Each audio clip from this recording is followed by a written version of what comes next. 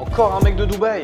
Et allez, il va encore me faire le coup de l'opportunité internationale à pas rater. C'est encore du MLM ce truc là. Je tenais à faire cette vidéo pour toi qui penserais encore que le closing c'est une arnaque. La première question que j'aurais envie de te poser, c'est de te demander si tu penses que La vente, c'est de l'arnaque.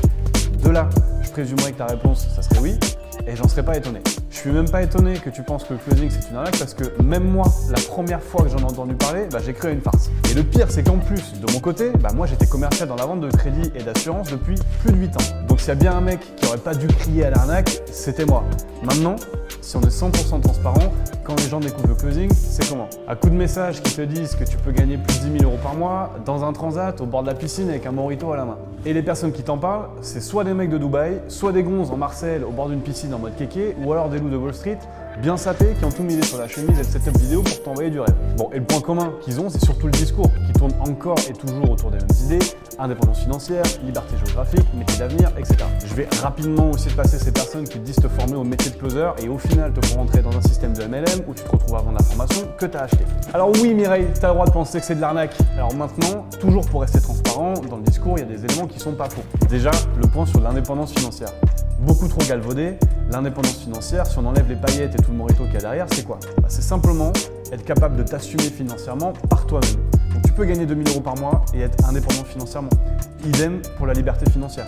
Les deux notions, pour moi, sont réelles puisqu'elles touchent au même point. Ta thune, c'est toi qui la gagnes par toi-même. Et tu arrives à vivre selon le train de vie que tu veux par toi-même. Ça, pour moi, c'est l'indépendance et liberté financière. Et en ce sens, le closing te permet de valider ces points puisque tu gagnes ta vie grâce à tes ventes.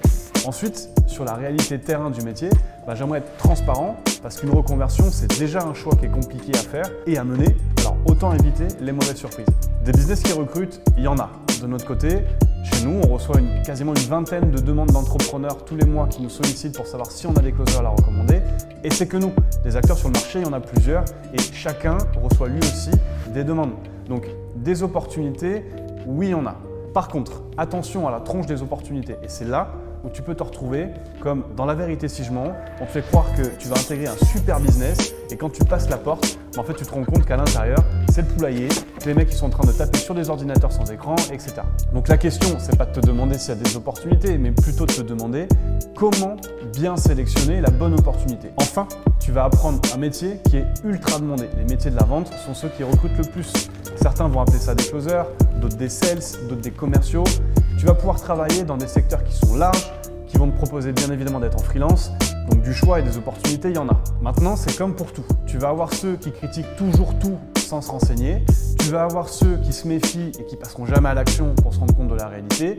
Et tu vas avoir ceux qui vont se lancer vraiment. Et c'est généralement toujours les deux premières catégories de personnes qui font le plus de bruit et qui tirent le groupe vers le bas. Tu connais la fameuse phrase qui dit « Au début, ils te critiqueront et ensuite ils te demanderont comment tu as fait ».